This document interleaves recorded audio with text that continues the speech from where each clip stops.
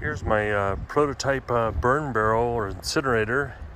I use this to burn all the yard debris and leaves, grass cuttings, etc. I have well over 7,000 square feet of lawn and a lot of cuttings once a week, sometimes twice a week. And you can see the pile here I've been burning. It doesn't decompose. We're in a northern climate enough that it doesn't decompose fast enough. And you can see on the far side there is some, in the center of the picture, there is some that's decomposing a bit, but for the most part it doesn't decompose fast enough, and I have way too much.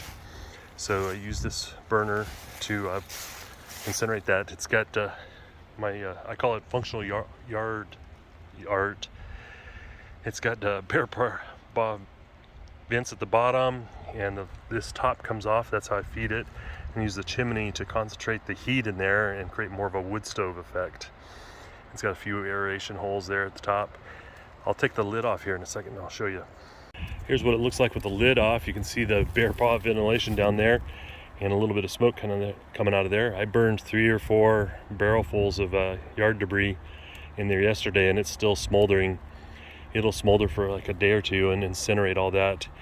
And that little pile of ash there in the middle of the picture is what's left after just a couple weeks of burning.